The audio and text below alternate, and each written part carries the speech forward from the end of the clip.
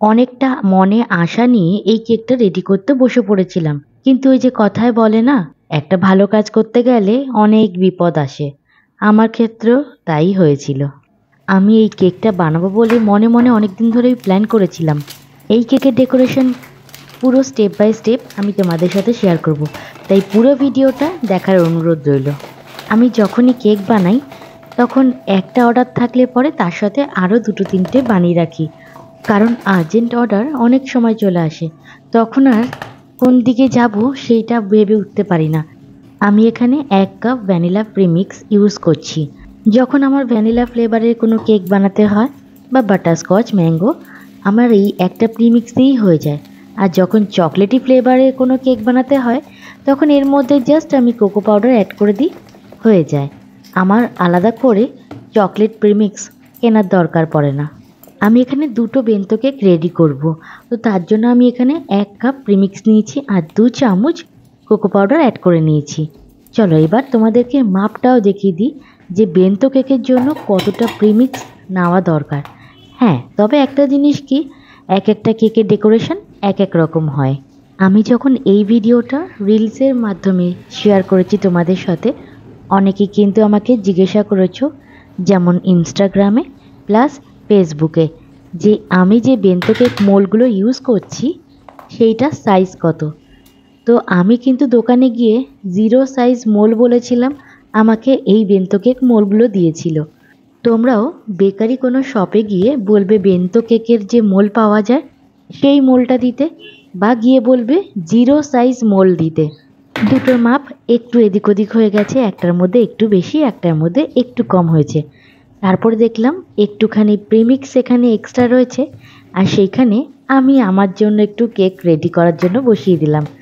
যেটা অল্প ছিল তার মধ্যে একটু ড্রাই ফ্রুটস দিয়ে দিয়েছিলাম, যে অবসর সময় একটু নিজের বানানো কেক খাবো। যতক্ষণ আমি প্রিমিক্সটা রেডি করছিলাম, মানে কেকের এই ব্যাটারটা রেডি করছিলাম, ততক্ষণ কিন্তু আমি প্রিহিট করে নিয়েছিলাম আমার ওভেনটাকে। আর এই কেকগুলো রেডি হতে আমার 25 থেকে 30 মিনিটের মতো টাইম লেগেছে। কাজের তাড়নাতে অনেক সময় খাওয়া দাওয়াই ঠিক মতো হয় না, তাই যখন কাজ করি একটু আধটু ছাটখাট কেক খেয়ে নিই। দেখেছো, আলাদা করে কিন্তু চকলেট প্রিমিক্সের কোনো দরকার পড়েনি। ভ্যানিলা প্রিমিক্স দিয়েই তোমরা কিন্তু অনায়াসে চকলেট প্রিমিক্সের মতো রেডি করে চকলেটি কেকই বানিয়ে নিতে পারবে। আর আজকে যে কেকের ডেকোরেশনটা তোমাদের সাথে শেয়ার করব, তার মধ্যে আমি কোনো রকম হুইপ ক্রিম ইউজ করিনি। পুরো কেকটার মধ্যে চকলেট আর চকলেট থাকবে, ডার্ক চকলেট আর হোয়াইট চকলেট। তো দেখো আমি হোয়াইট চকলেটের মধ্যে সামান্য একটু পিঙ্ক কালার অ্যাড করেছি, অ্যাড করে একটু পিঙ্ক কালারের এফেক্ট দিয়েছি, কারণ আমি যে রোজটা দিয়ে আজকে কেকটা ডেকোরেশন করব সেইটার সাথে কালার ম্যাচ করে আমি চকলেটটাকে মেল্ট করে নিয়েছি, তারপরে পিঙ্ক কালারটা অ্যাড করে নিয়েছি। এই কাজ করার সময় একটা জিনিস মাথায় অবশ্যই রাখবে, গরম চকলেট দিয়ে কোনো রকম কোনো কেকের ডেকোরেশন একদমই করতে যাবে না। সেটা দিয়ে তুমি চকলেটের ডেকোরেশন করো বা চকলেটই বানাও না কেন। আর একদিকে ডার্ক চকলেট দিয়ে যে ট্রাফেলটাকে রেডি করেছি সেটা কতটা হার্ড হয়েছে তোমরা দেখতে পাচ্ছ। একটু পরেই আমি দেখাবো যে নর্মালি ট্রাফেলটাকে ফ্রিজে কিছুক্ষণ সেট করে তারপরে যখন তুমি বিটার দিয়ে বিট করবে কতটা লাইট আর ফোম টাইপের হয়ে যাবে। এই যে, এই হচ্ছে আমার ডার্ক চকলেটের ট্রাফেল। এটা ছিল 2:1 রেশিওতে, কারণ যখনই আমরা একটু ঘন টাইপের ট্রাফেলটাকে রেডি করব সেটাকে বিট করতে সুবিধা হবে আর সেটা ক্রিমের মধ্যে দিতেও সুবিধা হয়। আমি যে ডেকোরেশনটা আজকে শেয়ার করছি সেই ডেকোরেশনটা পুরোটাই হবে চকলেটি, আগেই বলেছি। তো আমি এইরকম টাপ কেকের একটা মোল্ড নিয়ে নিয়েছি, তার মধ্যে হোয়াইট চকলেটটাকে মেল্ট করে ভালো করে ছড়িয়ে দিচ্ছি, কারণ এটাকেই পরে ঠান্ডা করে এই একই প্রসেসকে 3 বার রিপিট করতে হবে। তারপর কি করব দেখতেই পারবে, দেখতে থাকো না। মোলের চারিদিকটায় চকলেটটা ভালো করে যখন ছড়ানো হয়ে যাবে এক্সট্রা চকলেটটাকে বের করে নেব। আর এইদিকে দেখো, আমি যে 2:1 এ ট্রাফেলটাকে রেডি করেছি সেটাকে আমি ভালো করে ঠান্ডা করে নিয়েছিলাম, ফ্রিজে সেট করে নিয়েছিলাম, তারপর সেটাকে বিটার দিয়ে বিট করে নিচ্ছি। 2:1 রেশিওর যে ট্রাফেলটা আমরা রেডি করি সেটা দিয়ে কিন্তু ফ্লাওয়ার খুব সুন্দরভাবে হয়। এইদিকে ট্রাফেলটাও আমার রেডি হয়ে গেছে আর এদিকে টাপ কেকের চকলেটটাও কিন্তু অনেকটা সেট হয়ে গেছে। আমি ফাইনাল আরেকবার দিলাম, দিয়ে ভালো করে এটাকে এক্সট্রা চকলেটটাকে বের করে দিলাম আর তারপরে ফ্রিজে সেট করার জন্য রেখে দিলাম। তবে জানো তো, যখন এটাকে আমি ডিমোল্ড করছিলাম তখন মনে হলো আরেকবার চকলেট দিলে ভালো হতো।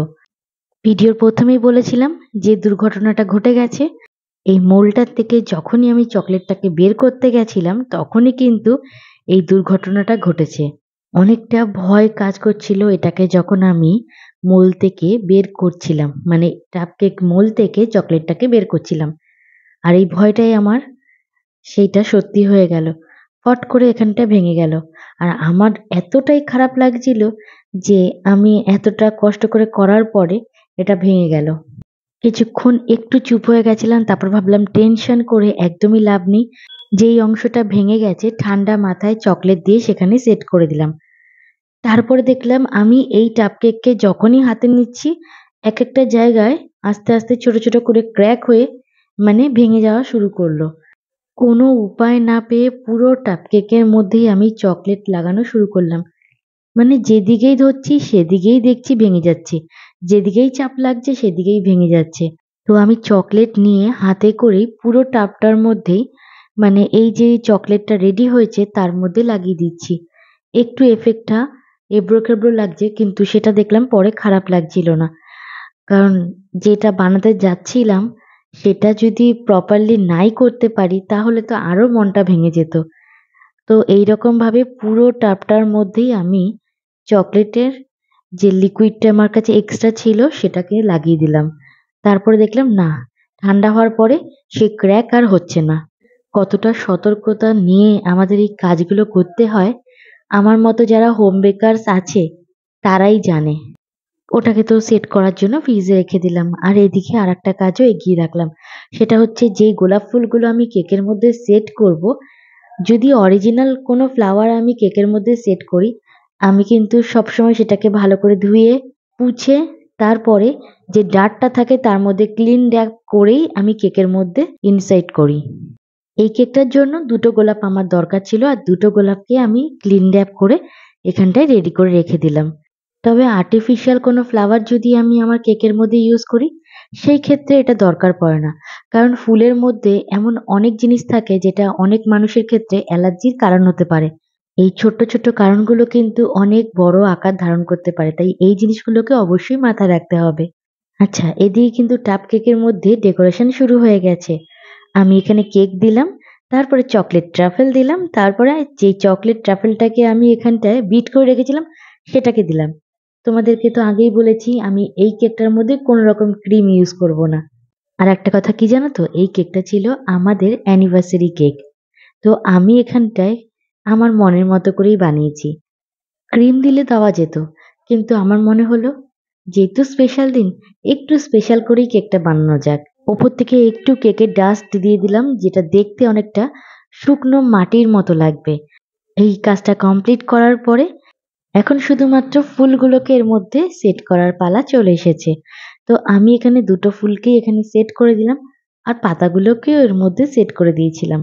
পাতাগুলো খুব আলগাভাবে ছিল, যেটা আমাদের কোনো রকম অসুবিধা করেনি। ছোট্ট, ছোট্ট টিপস সহ কেকের ডেকোরেশনটা তোমাদের কেমন লাগলো? অবশ্যই আমাকে কমেন্ট করে জানিও। ভুল ত্রুটি কিছু থাকলে সেটাও আমাকে জানাবে। আমার হাতের কাজগুলো যদি তোমাদের মন ছুঁয়ে যায়, অবশ্যই আমার পেজটাকে ফলো করে আমার পাশে থেকো। ভগবানের কাছে এটা প্রেয়ার করো, আমাদের দাম্পত্য জীবন যেন খুব সুখের হয়। আর এই ভিডিওটাই যারা YouTube এ পেয়ে যাবে, তারা কিন্তু আমার এই ভিডিওটাকে লাইক, শেয়ার, কমেন্ট করতে একদম ভুলে যেও না। এখন শুধু কেকটাকে কাটবো আর আমরা সেলিব্রেট করব। কেকটা শুরু থেকে শেষ অবধি সম্পূর্ণটাই তোমাদের সাথে শেয়ার করলাম। এইভাবেই তোমরা সবসময় আমার পাশে থেকো, ভালো থেকো, সাবধানে থেকো। হর হর মহাদেব।